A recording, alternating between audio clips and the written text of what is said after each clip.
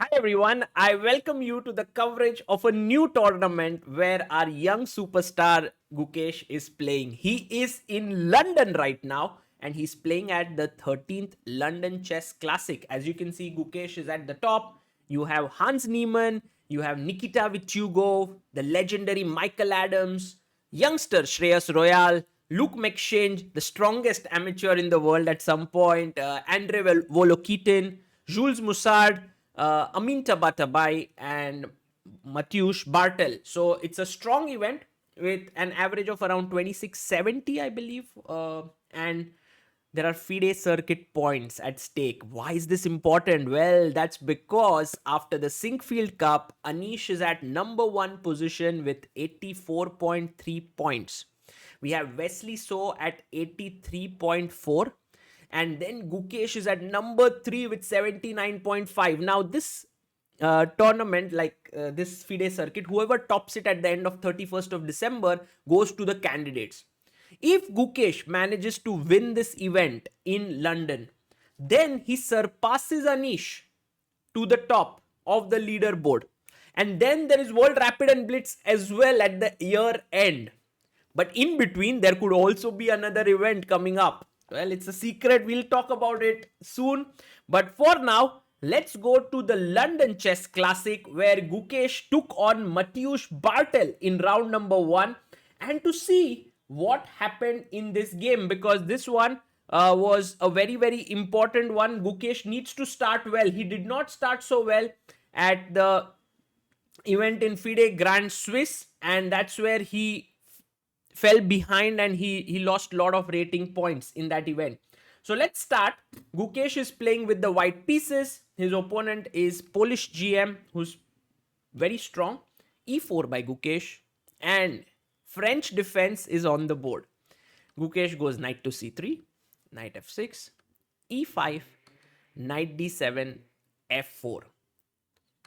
Pawn pushes forward to c5, knight comes out, and here Bartel plays bishop e7, which is not the most popular move. In this position, we have 37,000 games that have been played according to the mega database. Knight c6 has been played in 34,700 games. So that just shows how popular the move is.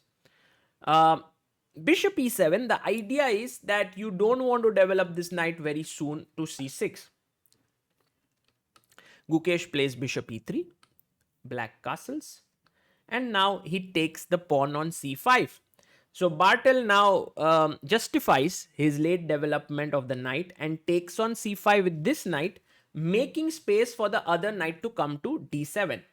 Okay, Gukesh goes queen d2, knight d7, and we have long castle. So already Gukesh showing his intentions in this position, and it's a very common idea to long castle, and you are able to then start pushing your pawns on the king side. Bartel goes knight b6. The knight would be very well looking at the c4 square. However, the bishop is controlling it, so no problems right now. I like Gukesh's next move, and it's a very interesting one. He says that this knight is actually a very strong piece looking at these squares. And in such positions, even if you have seen the famous game recently that happened at Levitov Chess Week of Vishy Anand and Wesley So, you will realize that this bishop is not something that white is very attached to. So Gukesh just took. Although there were other moves, by the way, queen f2 is very much possible. But he took, and now put his bishop on d3. So all the pieces nicely positioned, this bishop looking here. And Bartel says, well, I don't want to risk it. And he plays his pawn to f5. Logical move. Gukesh says, this is quite a solid structure here. Let me take en passant. So he takes on f6, queen takes, and now this pawn is hanging. I was wondering if g3 would have been a good move here. It's possible. Although after bishop b4, there is this slightly irritating pin. There's one variation which I checked, which I liked a lot, which was you play knight e5. And then after d4, which looks like a killer move because now the knight is pinned, you unpin, take, and play queen e4, attacking here and here. So that's how, and if cb2, you just play king b1. White is better actually. So knight e2 was played by Gukesh though, avoiding all these tricks. Bishop d7, king b1, bishop goes back, Gukesh defends the pawn. Bishop e8, he wants to trade off maybe with bishop g6 or activate his bishop on h5, and Gukesh enters the center. If you look at this position, you will realize that the opening has gone terribly for black. White has beautiful pieces. E6 is weak. The rook will come in and attack. I mean, what has Bartel got in return? Nothing. He goes bishop g6, and now Gukesh plays rook to the center. Bartel defends it and takes. So queen takes is possible, but he decides to take with the h pawn, just trying to keep the queen attached to the e5 square so that e5 is possible. And now I really like Gukesh's next move. Maybe you can think a bit. What would you do here as white to play? So firstly, the most natural move that comes to our mind is knight e5. But I think after bishop e5, the problem is you can't take with the rook. You always want to keep your pieces on weak squares so that they can attack these pawns. But here knight c4 is a massive fork and you lose the game. So you have to take with the pawn, and it's not the best. The other idea here that could have been possible are moves like h4 and so on. But b3 is such a beautiful move. And if you found it, give yourself a pat on the back, because it limits the knight on b6. Now your knight can no longer look at these squares.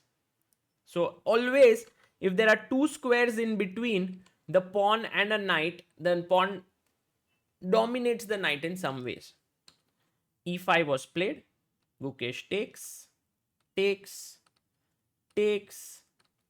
rook e1, queen moves back. And now I really like this next move. I want you to take your time, observe the position, no need to hurry, and figure out what would you do here as white.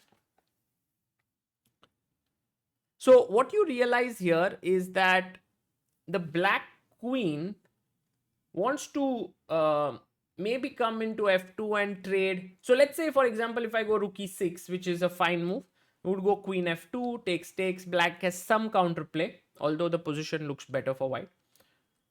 The move which I really liked a lot is a4, because now you are going to push this knight away and this pawn will become weak. It's a move that flows naturally in such positions. Knight d7, and now this nice tactical move which Gukesh found, attacking here and here. You can't save both. Bartel played queen c6, Gukesh chopped off the pawn, queen c5, came back, said thank you for the extra pawn. b4. This is typical Gukesh. You know, I mean, if I was playing here with white, I would have gone maybe a move like king b2, trying to be calm, or even rook d1, trying to put pressure here. But Gukesh he's not afraid of weakening his position. He knows that this queen can no longer defend this pawn. Queen c6 is met with knight a7. Queen c4 is met with knight d6. So the queen has to leave the pawn, and then he takes it. And he doesn't go back and defend. He goes on the offensive. Now rook h4 is a checkmate threatened. Queen check, king comes up, knight f6. In comes a check. Knight h5 is forced. And now, okay, you have to be a little bit careful. g4, then there is queen f6 check, and you drop the rook. You don't want that to happen. So queen d3. Gukesh is very happy with the queen trade. He's 2 pawns up. So queen goes back, pawn to c3, king h8, and now knight comes in to d6. Rook f8, the knight settles down on the e4 square, and the queen offers a trade.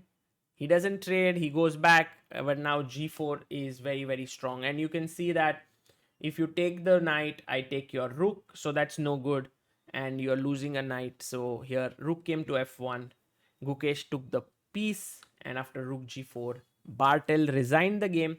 And with this, Gukesh moves to 1 out of 1 in this tournament. 9-round event, 10 players. Also, Michael Adams beat Amin Tabatabai. So they both are on 1 out of 1. Today, Gukesh faces a bigger challenge in the form of Vityugov. And we'll be following this tournament very carefully, because if Gukesh manages to win, he moves ahead of Anish on the FIDE circuit and has excellent chances of making it to the candidates, which would mean that then we would have 3 Indians in the open section with Vidit, Prag, and Gukesh, and that will be an absolutely treat for the Indian fans to watch. For now, this is Sagar Shah signing off. Bye bye.